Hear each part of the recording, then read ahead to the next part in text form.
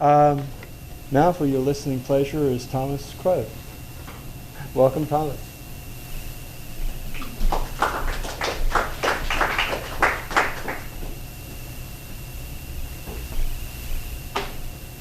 not really sure how much pleasure this is going to be because Auburn contacted me and asked me to come and share some of my latest poetry or writing with the group as part of today's event. The latest book of mine that came out about 2 weeks ago, and it was published in Brazil by a publisher who I worked with on a book called Postcards from Peru. And these are all poems that I wrote when I was in Peru several years ago. So I'm thinking, what does Peru have to do with what we're dealing with here? And I couldn't really make a match or a connection that really made sense. And so instead of, I molded over a little bit, and instead of the idea of reading a few feel-good poems about something that really doesn't relate to what we're doing here or maybe anybody's life in the room, instead what I thought I'd do is to basically kind of set up a different kind of construct and paradigm for what I want to do. And that's to say that all of us in this room have been working on environmental issues and political and social issues for years and years. I mean, it's part of our life. And we do it because we have to do it, and because we need to do it. And so what I thought I wanted to do instead was to read some work of mine that really addressed that kind of consciousness, and the whole idea of global being local, thinking globally and acting locally is something that I've embraced my entire adult life, and my work kind of reflects that. And I'd like to kind of maybe just go through a few things that address that larger paradigm. For me, one of my real heroes in the last 20 years or more is Nelson Mandela, and right now he's dying in a hospital in South Africa. They're not using that word, but that's what's going on, and it makes me real sad. He's one of the great souls on the planet, and we lose a great soul, and there's not many of them, at least not many of them that are visible in the same way that Mandela was. When he was released from prison in 1990, I wrote a piece commemorating his release from prison and his ascent into freedom. And this is how it goes. How mighty Mandela moves through what was once a fence, now a freedom. As far as the eye can see, bodies dancing and covering up crossroads as he moves in the direction of home. Soweto, sweet Soweto, that stands for what a tribe knows when it sings. Mandela, Mandela. All Africa lines the road less traveled. By this time you'd think 30 years would be too long for any man to wait, but not Mandela. Mandela, Mandela. Man for all mankind, Della for a deal.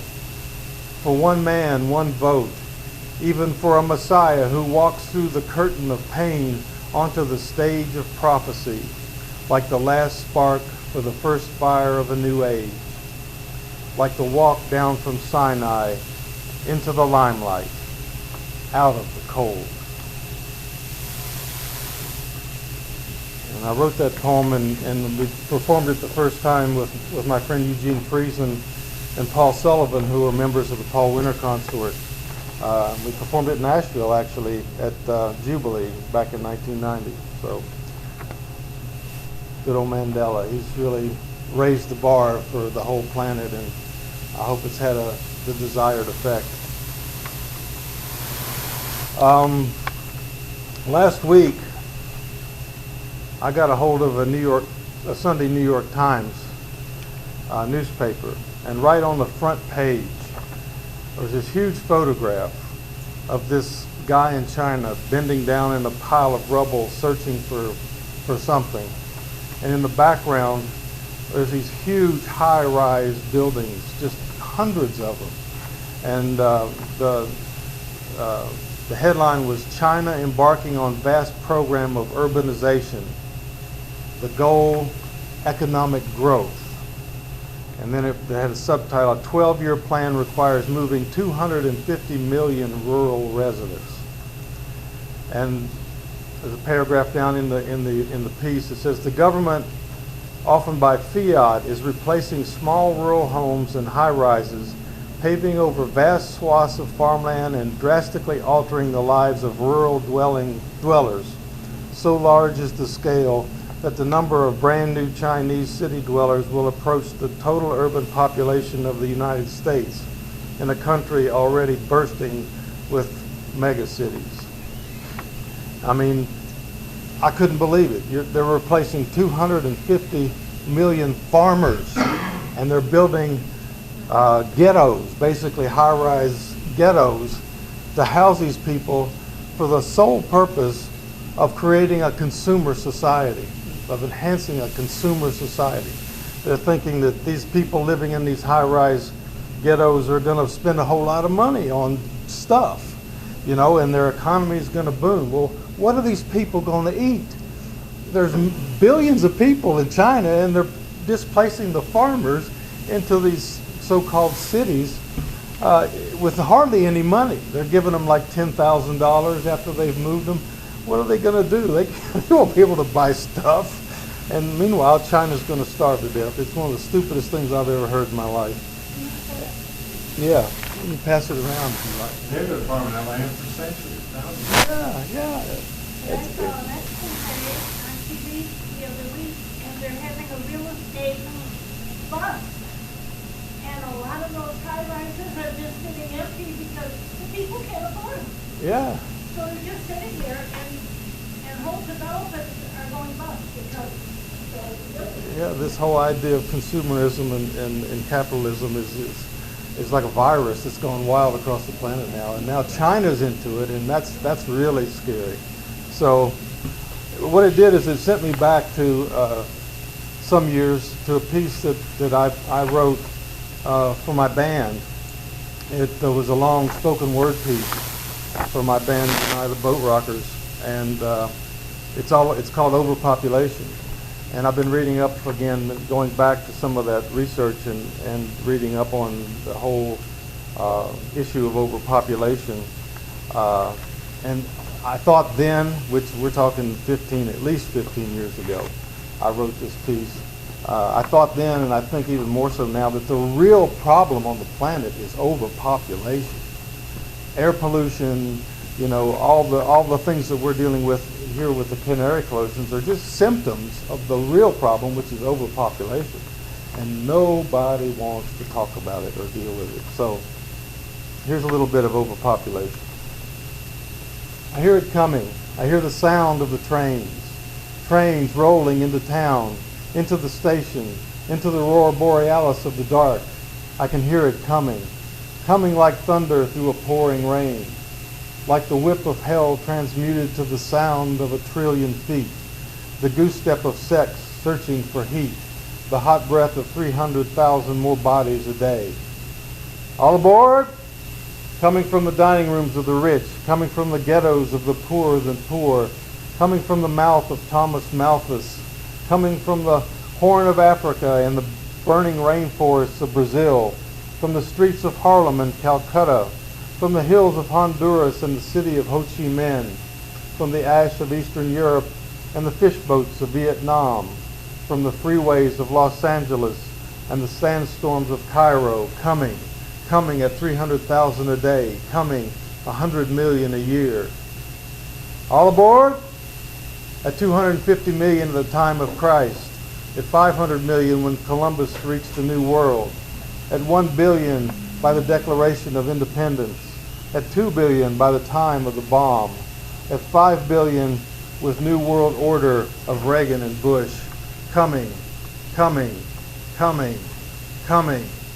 Overpopulation. Too many people, not enough space. Too many people, not enough space. 300,000 a day, 100 million a year. Too many people, not enough space. Too many people, not enough space. Too many people, not enough money. Too many people, not enough jobs. Too many people, not enough space. Too much sex, not enough sense. Overpopulation, overpopulation, overpopulation. Population explosion, population bomb. Too many people, not enough space. I can hear them coming, coming like trains, coming like thunder through the rains. Overpopulation, overpopulation, overpopulation. Population bomb, bomb, bomb, bomb, bomb. Babies begging to be born before Bethlehem, before Berlin, before Babylon. Cities and sex, cities and sex, cities and sex. Sex in the cities causing too many people causing too many problems. Too many people, not enough space. Too many people, not enough food. Too many people, not enough money. People, pollution, people pollution. Population bomb, big bomb, bigger bomb, bigger bomb, bigger bomb, biggest bomb, boom bomb, boom bomb, boom bomb. Abort, abort, abort. Abort all the isms, abort all the lies. Abort the mind pirates who never ask why. Abort those who hoard money and those that grow greed. Abort those among us that plant death and not seed. Abort all the racists. Abort all the wars. Abort the non-feelers. Abort the mind whores. Abort what they tell us is good for the group. Abort all the dogma that is nothing but poop. Overpopulation, overpopulation, overpopulation. Too many people, not enough space. Too many people hung up on their race. Too many people, not enough space. Too many people carrying mace. People living by sex as matter of course, contemplating scrotum instead of the source. Too many people with genital brains by 2020 become history stains. Moving about at too fast a pace. Too many people with not enough rest. Too many people not at their best. Too many people climbing up walls. Too many people with too many balls. Too many people alone in the dark. Too many people who can't hear the lark. Too many people too far from the dove. Too many people hard up for love. Too many people who are ready to fight. Too many people who can't see the light. Too many people on a little round earth. Too many people and too much damn birth. Too many people who see forests for trees. Too many people too busy like bees. Too many people who should look to the past. Too many people whose look may be last. Too many people too fast and too soon. In the next millennium will live on the moon. Too many people that don't care about place. Too many people, the next human race. Too many people will wake up with the dawn. Too many people with the human race gone. And all that is left will be only remains of 10 billion nightmares and 10 billion pains, with nothing but wind as it blows through the trees, and nothing but God there down on his knees. Down on his knees there alone in the rain, asking forgiveness and waiting the trains.